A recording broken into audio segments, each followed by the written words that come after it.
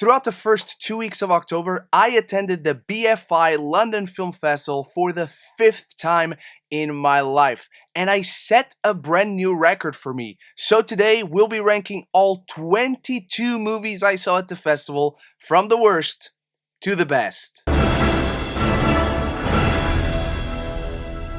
Welcome back, Film Festival fans. It is time for the long overdue London Film Festival 2022 ranking video. Now that the exhausting festival season is over, this was my first time ever attending 2 festivals in 1 year. I came from Venice directly to the London Film Festival, and so I managed to watch a ton more movies than I wouldn't have otherwise.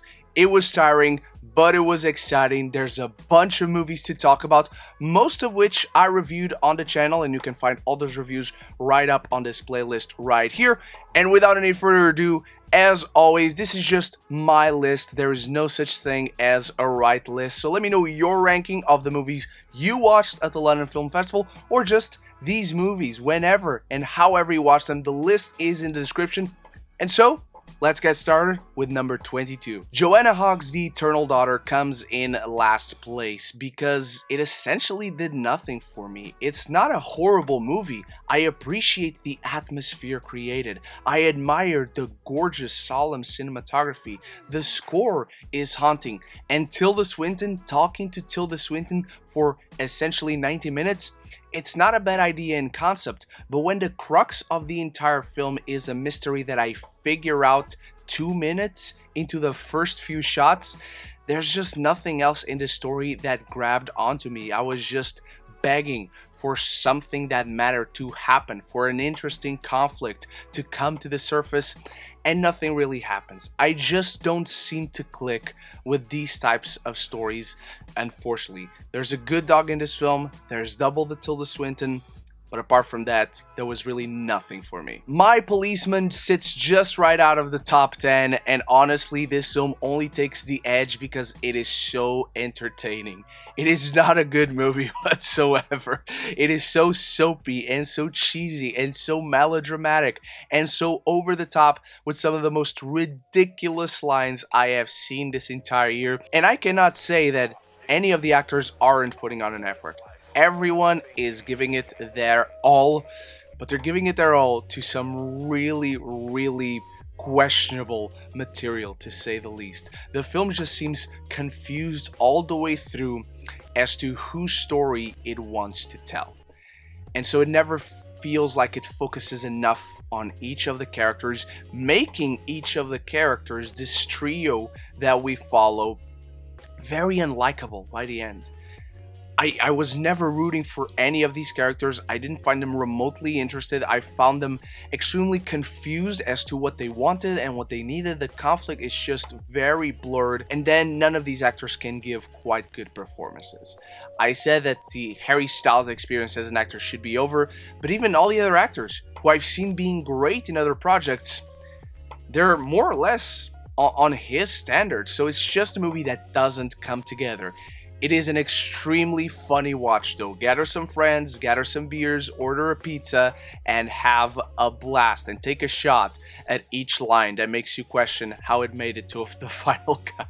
She Is Love starts us off on the top 20, and I only went to see this film because it starred Haley Bennett and Sam Riley. I literally didn't know anything else. In fact, from the one still that was shown to critics ahead of the screening, I thought this was a period piece.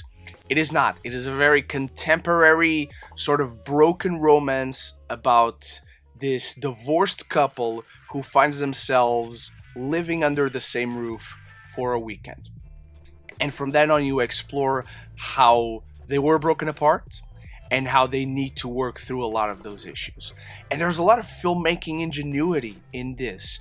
The press release says that the actors improvised a lot through the making of this film, and it was a film that was essentially completed in terms of production about as fast as the setting of the story itself. I don't think all the pieces come together though. I think it just creates for a movie that is very confused about what it wanted to achieve, about ultimately what is the moral of the story or the kind of message that it wants to bring across. This film is entirely carried by the performances, by the charisma, by the charm of these actors, by their improv talents that wildly really comes together.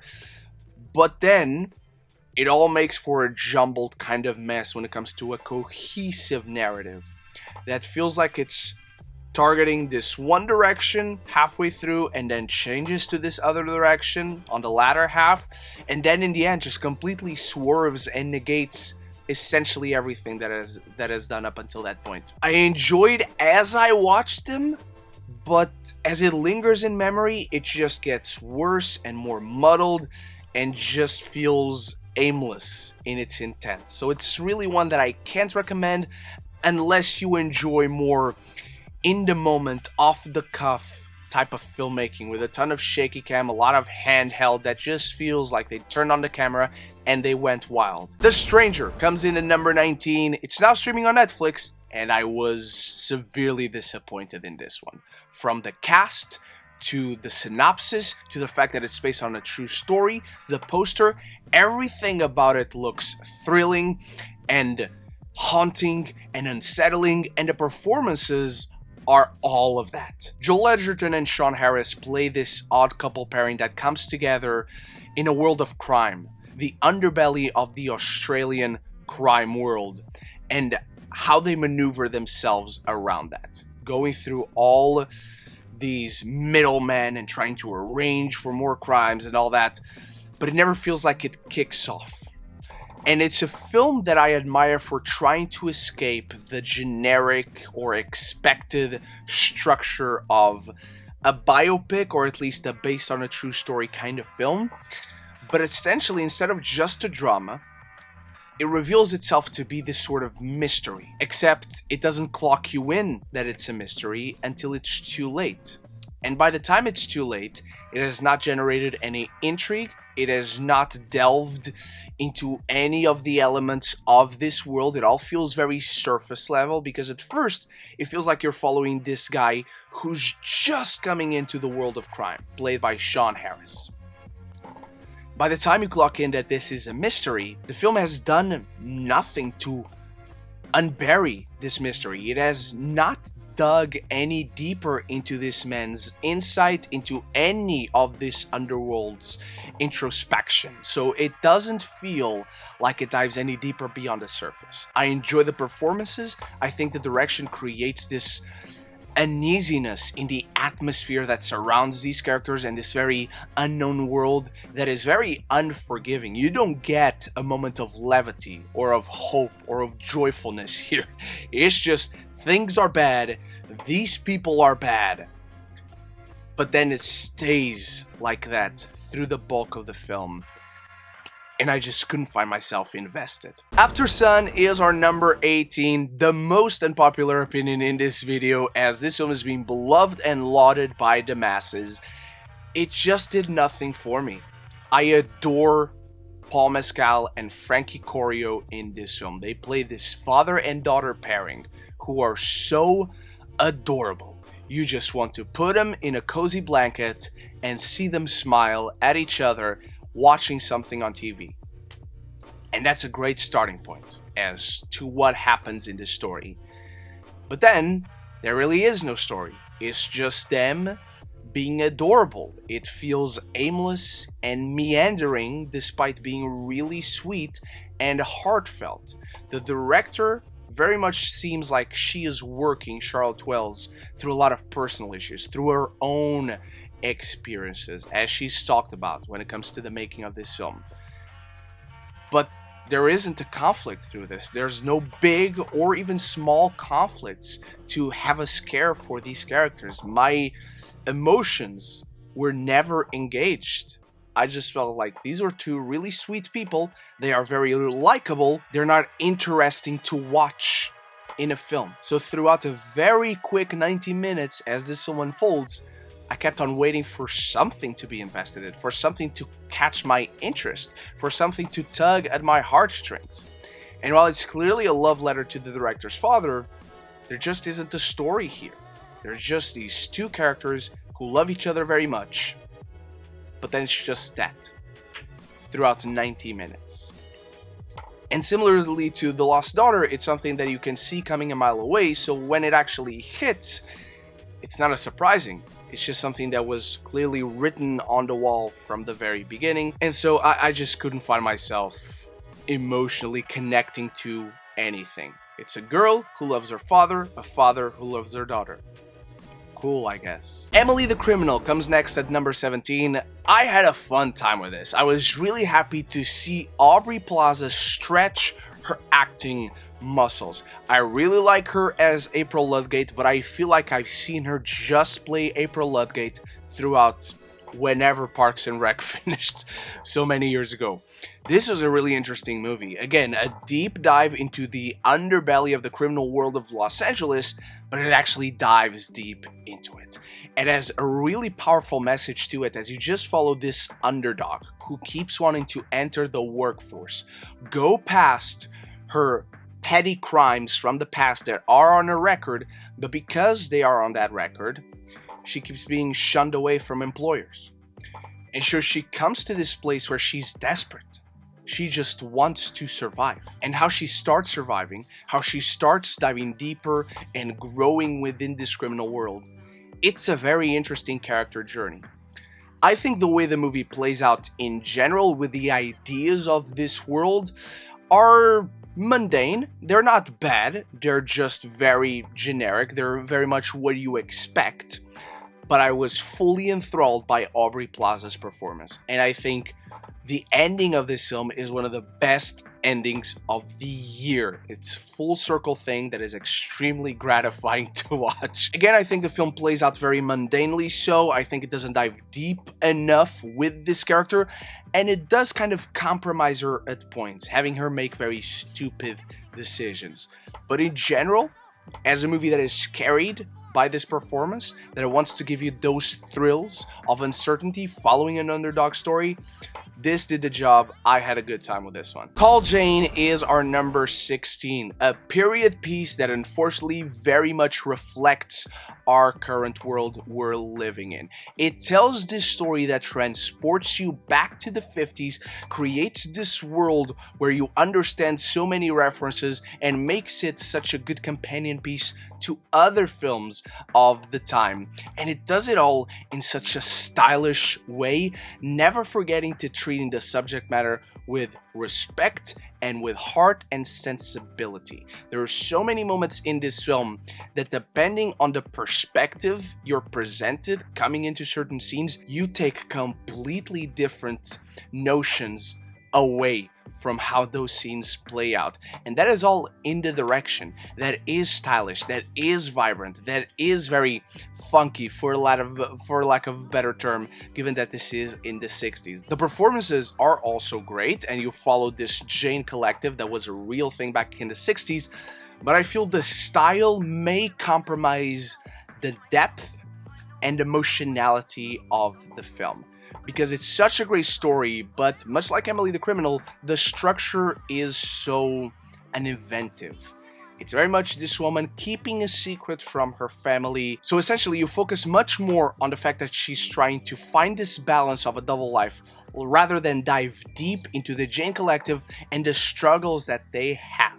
The opinions of every member of this collective, of this group, as they try to help women around the country. When it comes to that selection, how did they work? How did they do it? How did they thrive for so long?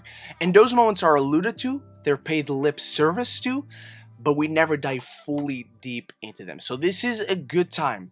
The performances are great, there are great moments in it, but it could have been much more. There's a better version of this movie trapped within this movie. Sam Mendes' Empire of Light is our number 15, and this should have been much better. In so many ways, this film is catered to me. Hollywood loves movies about the love for movies. You know who else loves movies about the love for movies? I do, because I love watching movies, I love talking about movies, I love making movies, I love writing movies. This is a love letter to Sam Mendes' experiences. Growing up as a lover of cinema, eventually of course becoming one. And there are a lot of great pieces in this film, but you can tell this is his first screenplay. I think his direction is faultless. The cinematography by Roger Deakins is jaw-dropping, gorgeous. The performances in general work really well. Olivia Colman continues to show that she is one of the best working actresses today. She has a fantastic monologue in this, in a scene that is the emotional crescendo of her arc and her love story in this film with young Michael Ward. But the screenplay is structurally a mess. It is very unfocused. It doesn't bring all its pieces together. There's not a sense of convergence in this film, unfortunately. There's a lot of things that the director wants to tackle, but instead of putting something at the center and have all those story threads tie back with it, it doesn't. It feels like every little story thread is in a realm of its own. It just happens to have a ton of the same characters, maybe a ton of the same streets, the same little town, sometimes the same cinema. And so you have scenes that are interesting, that begin to be compelling, but then they don't go all the way through. They don't hit that crescendo. There are certainly threads that are better than the others. There are certainly story threads here that work better than the others. But the whole doesn't really come together in a satisfying way. The best moments in this film are when Sam Mendes is pouring his heart out with his love for cinema moments. There's a beautiful moment near the end, and I think the movie should have ended in that moment. But because the film feels so unfocused with its many pieces on the script, he's just bringing this very messy script to life. So it doesn't all come together. It doesn't all sing as it should. It's a film that in concept is so much stronger than in the actual bringing that concept to life, just because the concept was so fractured. My Father's Dragon is our number 14, an animated movie at long last, the latest from Cartoon Saloon, and this is just a very adorable, cute movie about growing out of the innocence of childhood, about learning to ask for help. And it's all told through the genuine perspective of a child. That's something that Cartoon Saloon captures really well. It's a childlike perspective. The two main protagonists in here are children, both dealing with their own set of problems and their simplistic yet fantastically expressive animation. Their visuals are so inventive each and every time. But I never felt like this was handled with the same mature complexity than some of their other movies.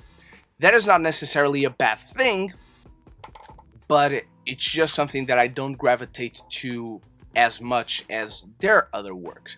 The film, the way it plays out, the way it's titled, the way it starts, it very much feels like a storybook come to life. It's the voice of a young girl telling the story of her father. And that is really cute, particularly because of the visuals, because of the childlike innocence. It's like she is reading this book to herself.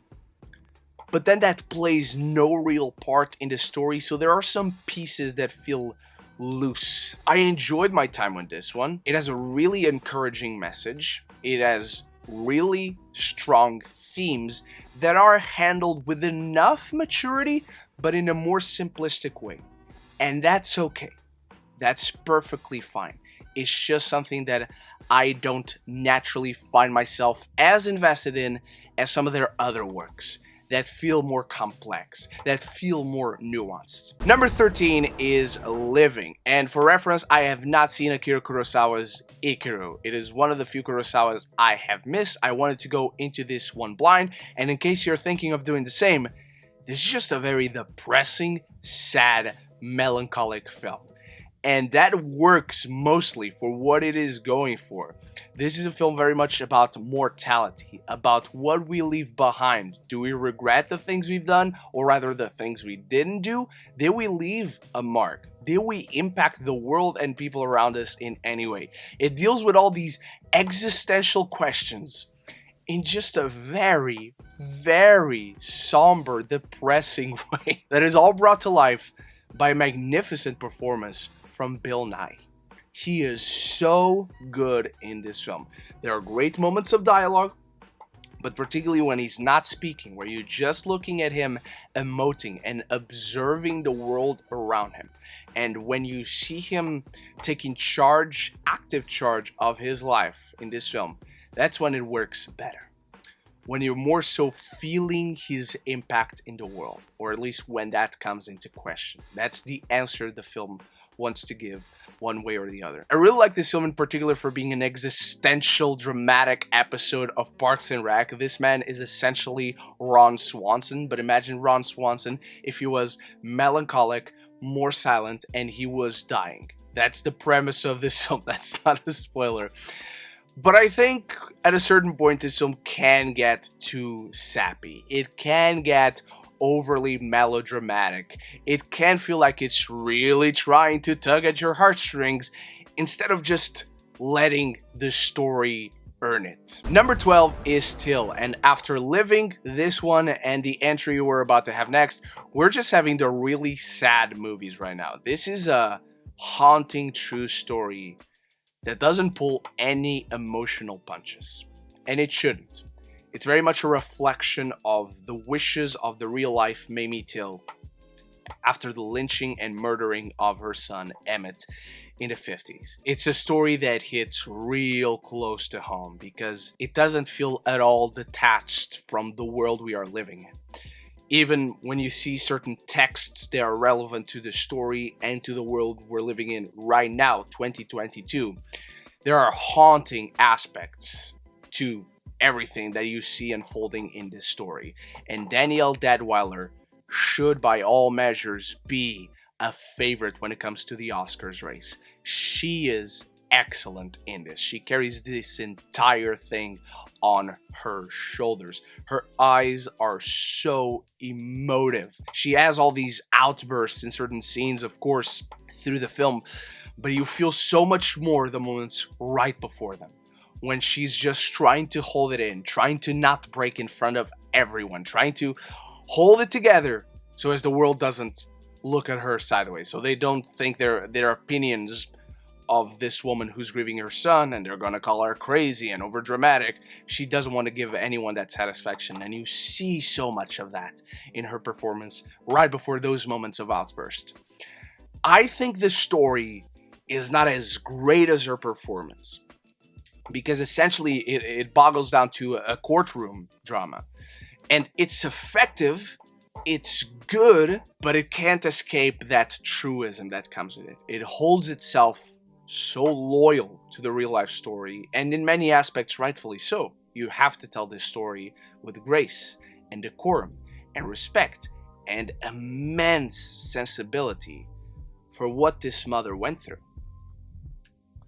But I think it doesn't help that we've seen so many of these stories. It's just one of those films that is hurt by wider, larger context.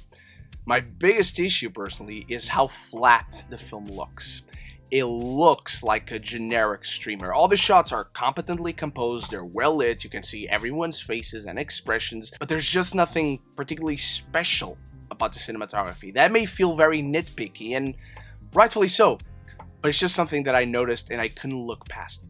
The performances, the inherent emotionality that comes with this real-life story, that's what makes you watch the movie. That's what makes this worth the watch, and it is worth the watch. She Said comes in at number 11 and completes our trilogy of The World Sucks movies. And I'm going to reiterate something that I said in my review. Please go watch female film critics' reviews and opinions on this one. I thank you very much for checking this one out. I thank you very much for checking out my review of it. But there are other important opinions regarding this very topical topic in the current world we live in today. This is, again, another true story that carries an inherent emotionality. And when you have scenes focused on these journalists finally coming face to face with the victims of what brought this article on, what brought the Me Too movement on, those are the best scenes in this film, because it's when the movie stops and we're allowed to hear their voice. We're allowed to see their experiences, their haunting experiences, as lived through the victims, not through anyone else. It feels like it's these moments that really carry the power of realism, because we finally stop to hear them out, to give them a voice. It's also interesting because we see these journalists trying to bring the truth out, trying to contact these women and ask them if they're ready to come forward with the truth. And we see how they're affected, how they're threatened, each of them in their own individual family life, and how it affects them. What do they have at stake? There is a messy script in this because it's trying to bring so much together. It wants to try so hard not to feel repetitive. And you shouldn't in a story like this because it's important to be told.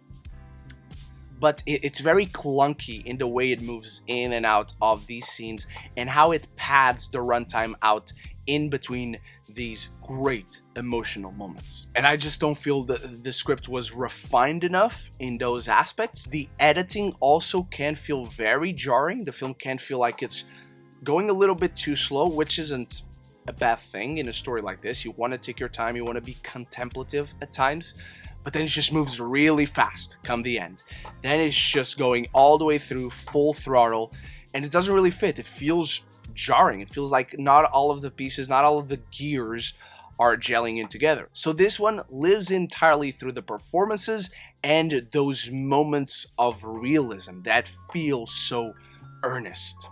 There's an emotionality that will always come with this story, and it will always impact people because it's so recent. It's technically not over. This is just what we know the world is actually like. Causeway kicks us off into our top 10. Jennifer Lawrence starring vehicle, and it's so great to see her back in such a subtle role that demands so much of her. It's a story about a veteran dealing with trauma, wanting to get back on the field, but I love how small scale it feels. The film is never about she is a hero, she served the country, haha America and patriotism. It's not about that at all. It's about a broken human being who finds herself in a place where she doesn't know what to do with herself, she doesn't know how to be with other people, and as the film unfolds, you start to realize maybe the trauma didn't just come from Afghanistan. So it's about discovering, where does it come from? Does she even realize that? And it's a very interesting character study. And a lot about how she finds connections. But how does she build a new relationship if she is so broken?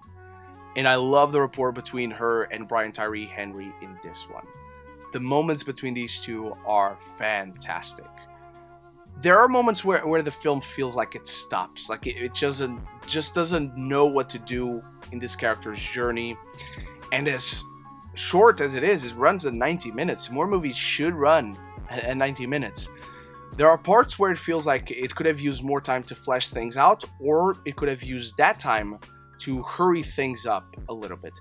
There are scenes in this film where characters' motivations just feel blurred and like they don't actively are pursuing anything. So the film lacks this kind of forward momentum. It's a film that deals a lot more with suggestion over just outright expressing something, and that becomes frustrating. Sometimes it works, and other times it really doesn't, and it's a detriment to the story itself. The Good Nurse comes in at number 9, and while this did play at LFF, I wasn't able to catch it back then, so I wanted to wait until it was available on Netflix, which it is now, so I could count it for this ranking, and this really surprised me. I was not confident going into this one. As much as I love Eddie Redmayne and Jessica Chastain, I had no idea about a real-life story, and this just plays like a haunting serial killer thriller. I don't think it's going to be for everyone, rightfully so. Like, this is just a very emotionally heavy movie that, again, based on a true story, it carries a ton of emotions with it. But it's also, besides being a really effective thriller, it's a critique on the American healthcare system, because you actually dive a ton into the legalities and into the employment history of the real Charlie Cullen and all that. And then you follow this single mother who has such a tough life already, and then she finds this one kindred soul, and then he turns out to be the worst possible person. And that's when things really get heavy. And the more this film unfolded, the more invested I was, the more intrigued I was, and it generates so much intrigue about this dude. It keeps you on the edge of your seat, because for the longest time, you don't know, like, is this dude doing it? Is he not? Like, what is going on? And the more and more it unfolds, the more Eddie Redmayne plays it in such a bone-chilling way. He is amazing in this, and it helps that he has such a friendly face. The real-life dude did not have a friendly face, but the way he plays it is such a contrast to Jessica Chastain, and the two are fantastic together. This was directed by the dude who recently wrote Another Round, and I just want to see more stuff written by him. And that's because I think the script itself falls a little bit into the tropey trappings of the genre.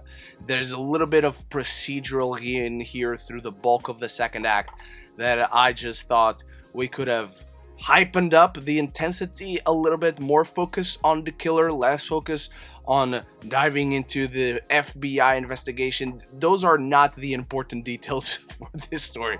So it can feel a little bit CSI, but when it focuses on the right things, it can feel like one of the best, most effective serial killer thrillers we have out there. Triangle of Sadness is our number 8, and this film could have been so much higher if it didn't fumble through the third act. I'm going to start with my issues on this one first, because the third act feels so redundant and obtuse, and like just trying to reiterate the same points it's already made very effectively. There are good moments in the third act, there are funny bits in the third act, I understand where they were going with the third act, but it gets to this point where it leaves it all in an ambiguous, unfinished ending to leave it up to your own imagination or interpretation, and it did not earn that whatsoever. The pieces do not come together at all.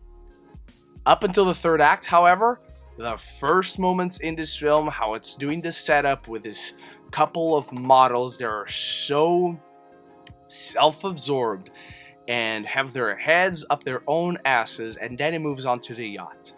And the yacht is some of the most vicious, continuous laughter I had through this entire year. The second act of this film is great. It literally is where the film peaks. The characterizations, the humor, the critique, the satire, the comment, it's all there. It's skating at the elitism and social hierarchies so well. And then it kind of does the same thing in the third act. And again, it's the third act also, it could have worked great if you hadn't just done that in the second act so much better. It's still good enough, I guess. The film as a whole is a good time. I highly recommend it.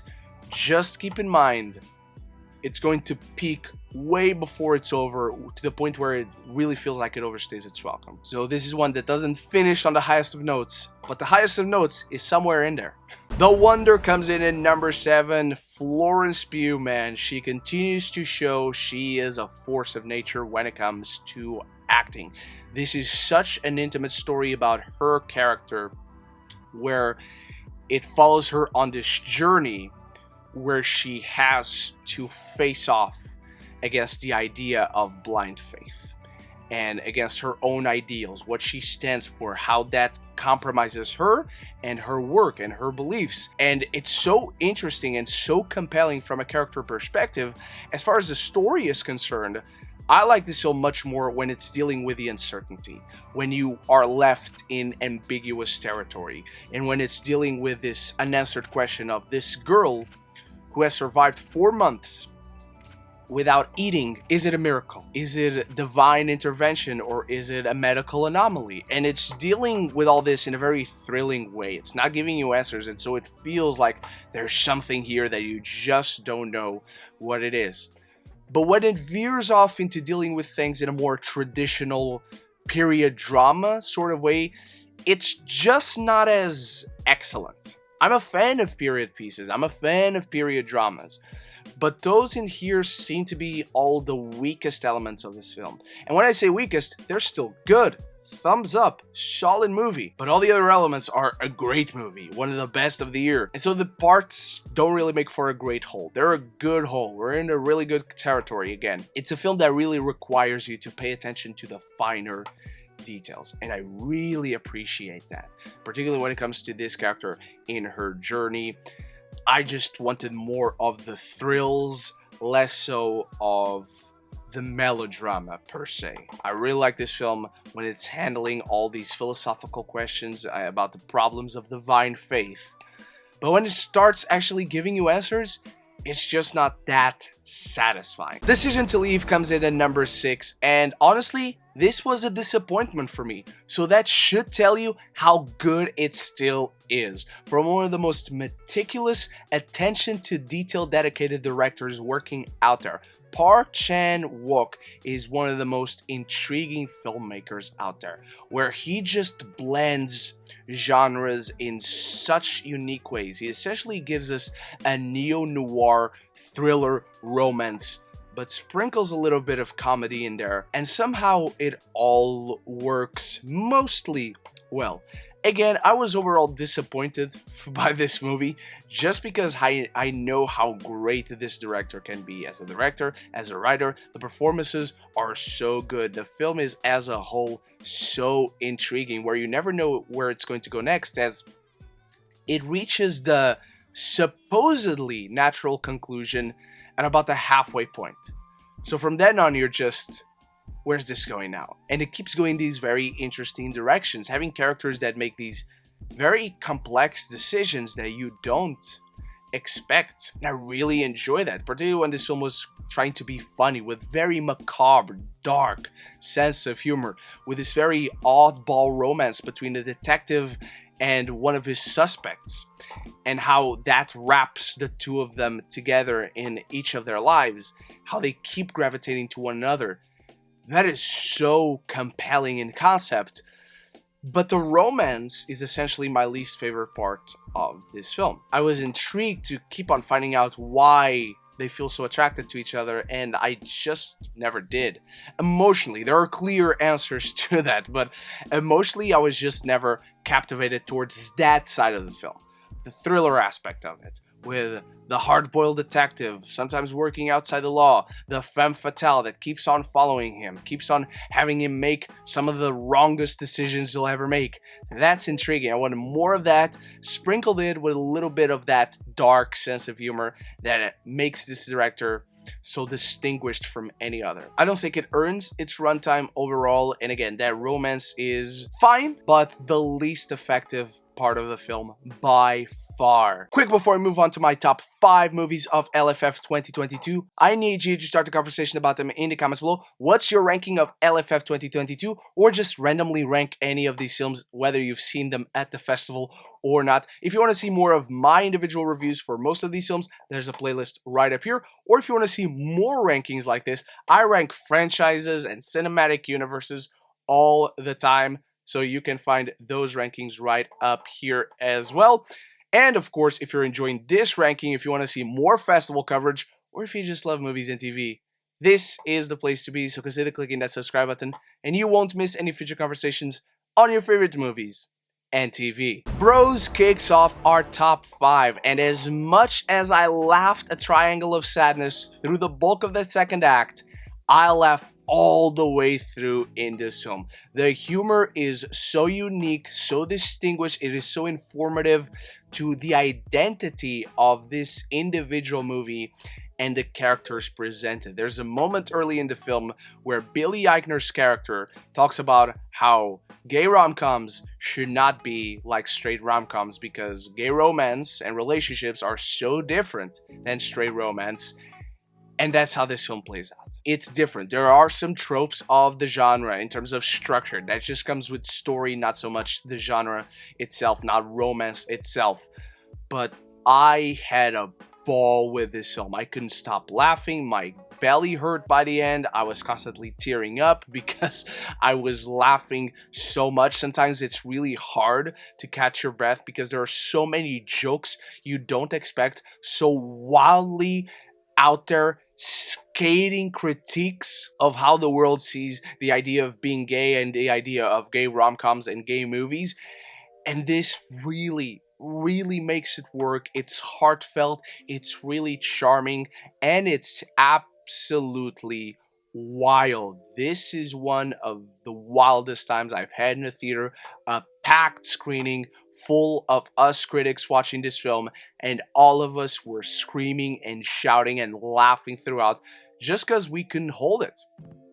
And the way the story plays out, you have all these laughs, but then it comes a time where it turns it on its head, and there's actually a lot of emotionality throughout all of those jokes because there's so much internalized through the years. And now you finally have a big studio gay rom-com, and not only do the performers, do the writers, the directors, all of them, an entire community feels validated, that works within the context of the film. The characters as well, they're trying to open this museum that celebrates LGBTQ plus history, and the jokes that come with that are fantastic. There's so many jokes that could have only been told by these creators, for these creators, and about these creators, and so it all comes in together really, really well. There's some emotional moments that don't really land fully. There are moments that just, oh, okay, that's the rom-com element of it. That's the part that I've seen before. But those are quick glimpses of familiarity, of mundaneness, of something more generic. Where the film wants to hit with the laughs and show you its earnest emotion, it does, and you feel good. It puts a smile on your face and it makes you laugh your ass off. Guillermo del Toro's Pinocchio is a number 4, and I said it before, I'll say it again. This is the best Pinocchio movie ever made. Granted, the bar is just not that high, but he is able to tell a complex story about grief and parenthood and a lot about mortality. And as much as this is Guillermo del Toro's first ever animated film, it feels so much like him. All his visual identity and distinctiveness is all in here. There's so much of creative visuals that you can tell could just come right off Guillermo del Toro's mind. He is so incredible at tackling these stories with real darkness, but a little bit of whimsy, with a sprinkle of hope in there, an element of wonder, and the balance of all these stones, because there's real darkness in this film. Particularly for kids, there are moments where I was like, oh, they went there. Oh, they're tackling this. The film is set in a fascist Italy under Mussolini. And so you have all these elements grounding the fantasy, but even the fantasy carries this darkness, dealing with Pinocchio being brought to life, and the way he sometimes is so much in mortal danger, he is put very near death's door. And the balance between the two is just so heartwarming, it is endearing, it is emotional to no end. This is some of the best work Guillermo del Toro has done story-wise, where a ton of his horror, twisted sensibilities are brought forward. He's telling a story that is very human, but through all these fantastical elements. And that's what elevates it. That's what makes it so worth a watch. And that's what keeps you getting surprised by what he can bring forth as a storyteller. Because we've had Pinocchio so many times. We had 3 versions last year, we had 2 versions already this year, and then you have a filmmaker who risks it all, turns it upside down on a classic tried and tired tale, and he makes it feel new and reinvigorated. That's something that only Guillermo del Toro could have achieved. The Menu kicks us off into the top 3, and this is, in every conceivable way, the better version of what Triangle of Sadness wanted to do.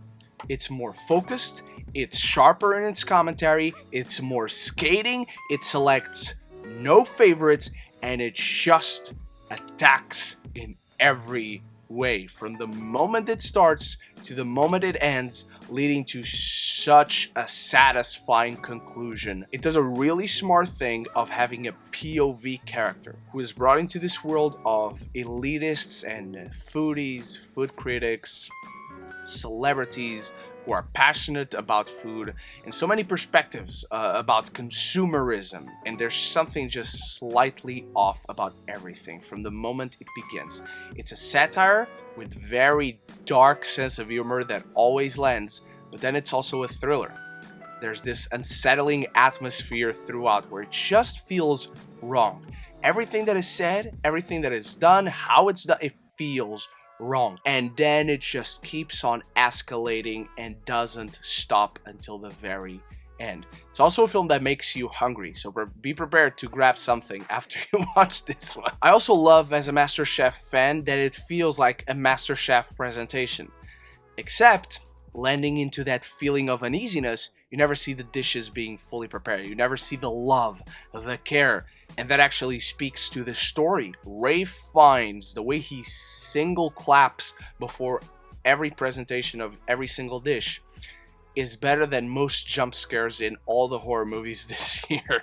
This is just one of those films that leaves you constantly at the edge of your seat and then at the same time makes you laugh furiously. This is some of the biggest laughs I have had this year. We talked about it in Triangle of Sadness, talked about it in Bros.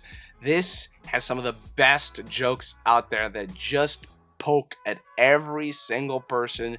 They deconstruct the social hierarchy, they tackle culture, and it's just a film with so much underneath the surface. That's how you get really great satire.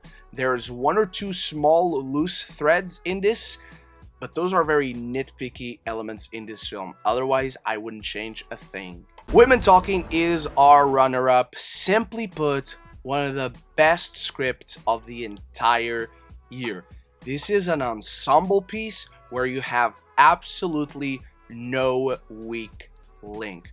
From the very beginning, you feel the pressure and unforgiving nature of the lives of these women. Because the film mostly uses this single location, it allows you to feel as trapped as they feel in their lives. They're being forced to forgive crimes, and so the film handles these strong themes of faith, religion, and what is forgiveness? If it is imposed on you, if it is forced upon you, is it really forgiveness? You have such amazing performances from Claire Foy, from Jessie Buckley, from Rooney Mara. The entire cast is sensational, and it is so emotional. It earns every single beat so much because it's a film that throughout its runtime it poses interesting questions and presents all the significant perspectives, and it makes you understand each and every single perspective. Each and every one of these characters brings something important to the table, presents an important point that maybe someone else hadn't considered. So you have naturally brewing conflict that doesn't feel forced, doesn't feel contrived, doesn't feel like it's putting these characters against one another to forcibly generate drama. The drama's already there, so the characters are just the vehicle. And it is so empowering for all these characters with